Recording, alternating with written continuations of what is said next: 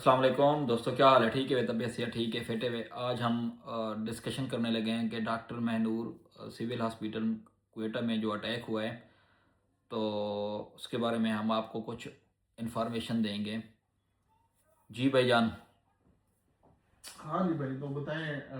सबसे पहले तो ये बताएं, डॉक्टर मानूर थी कौन? डॉक्टर महनूर एक स्पेशलिस्ट डॉक्टर हैं और ये हम्म। क्वेटा के एक सिविल हॉस्पिटल में एक डॉक्टर थी। हम्म। और जो रिसेंटली 6 जून को पाकिस्तान में वाक़या पेश आया है, वहाँ पे ऑन ड्यूटी वो काम कर रही थी। हम्म। अच्छा।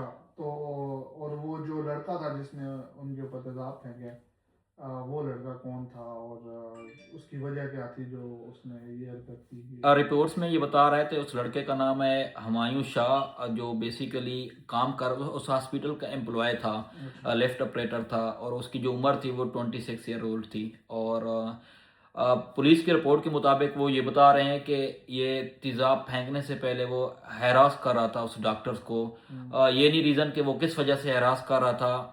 और उसने क्या किया कि जब डॉक्टर वो बाहर थी तो अटैक करने की कोशिश कर रहा था, लेकिन बाहर वो अटैक नहीं कर सका। हम्म। जब जैसे ही वो रूम में इंटर हुई हैं तो हम्म। उसने क्या किया, दरवाज़ा खोला। जैसे ही दरवाज़ा खोला तो उसने तेज़ाब उसके ऊपर फेंक दिया। तेजाब तो ऐसा लग रहा था काफी ज्यादा था तेजाब तो। लेकिन रिपोर्ट्स में ये बता रहा है कि 13% उसकी बॉडी का जो है ना, बॉडी का पार्ट हम्म। बर्न हुआ है। उसमें उसकी फेस, उसका अब्डामन, लेग्स और राइट हैंड जो है अफेक्टेड हुआ है, लेकिन वो स्टेबल कंडीशन में फेस पूरा जल स्टेबल गया? है। फेस पूरा इन्वॉल्व नहीं है, लेकिन ये बता रहे हैं कि 13% बॉडी का। अभी पूरी रिपोर्ट्स नहीं बताएगी। कुछ रिपोर्ट्स में ये बता रहा है कि उसकी आई भी वो हो गई हैं, बर्न हो गई हैं, लेकिन अभी कंफर्म रिपोर्ट्स नहीं आई। अभी अंडर ट्रीटमेंट है, तो वो बाद में पता चलेगा। और वो जो लड़का था जिसने उनको बचाने की कोशिश की और लोगों का उसके ऊपर जो रद्द अमल था, उसके बारे में आप क्या कहेंगे? जैसे ही उसने क्या किया, अटैक किया तेज़ाब का, तो उसमें ये हुआ कि वहाँ पे एक लड़का था, एक और एम्प्लॉय था। उसका नाम मुझे नहीं याद। उसमें यह है कि उसने क्या किया, जैसे ही उसने तेज़ाब फेंका उसके कपड़े भी बर्न हो गए थे, उसकी बॉडी भी क्या हो गई थी, सारी नज़र आ रही थी। उसने उसको बचाने की कोशिश की, उसने अपना कोट दिया, कोट से उसको कवर करने की कोशिश की है, और वो खुद भी बर्न हुआ है। और उसकी कोशिश से मज़ीद डॉक्टर महनूर की बचत हो गई है, जिसकी वजह से उसकी जान बचाई गई है और मज़ीद प्रॉब्लम से बचाया गया है।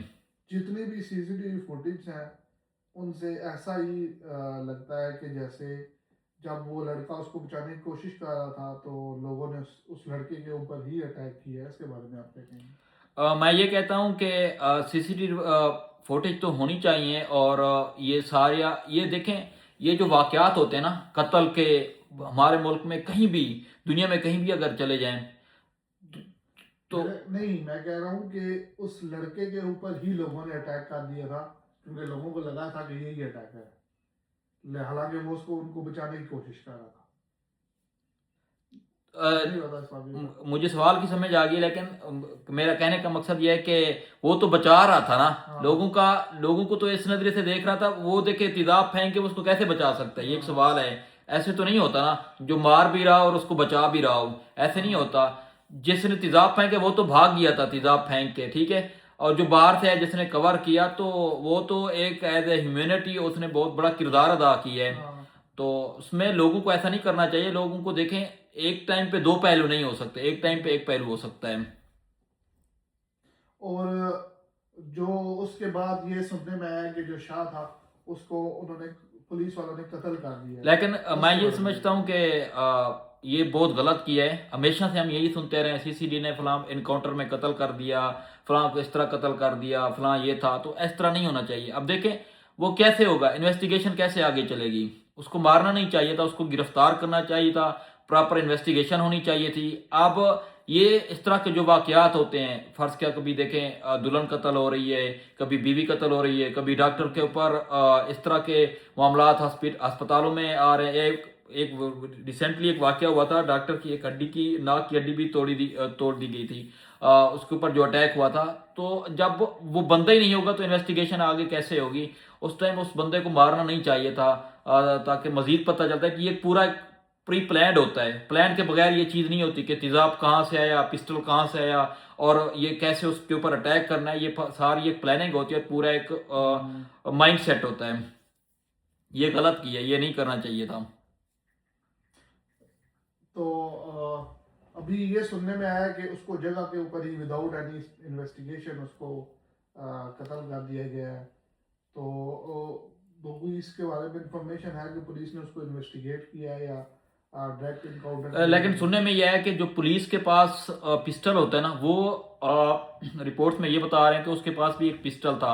जब पुलिस ने उसको पकड़ने की कोशिश की, अरेस्ट करने की कोशिश की, तो उसने एंटी पुलिस के ऊपर क्या कर रहा, फायरिंग करना शुरू कर दिया है। तो पुलिस ने उसको भी मार दिया है ताकि मजीद कोई जानी नुकसान ना हो, और इस वजह से लड़के ने भी उसके ऊपर अटैक किया है, जिसकी वजह से उसको मौके पे मार दिया, ताकि इसका भी किस्सा तो तमाम हो।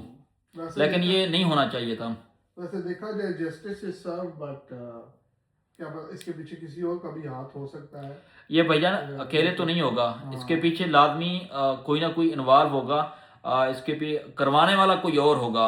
हमारे पॉइंट ऑफ व्यू से देखा जाएगा, आपके माइंड सेट से देखा जाए, मेरे माइंड सेट से देखा जाए, तो वो लड़का कभी भी इस तरह का एक स्टेप नहीं ले सकता। हर कत्ल के पीछे हमेशा कोई ना कोई पीछे एक साजिश होती है, फिर वो कत्ल होता है या कोई इंसिडेंट होता है या कोई इस तरह की एक्टिविटीज होती हैं। थैंक यू आपका चौधरी सरसराज चौधरी साहब, आपने हमें टाइम दिया, और अगर आपका कोई मज़ीद सवाल है तो आप हमसे पूछ सकते हैं।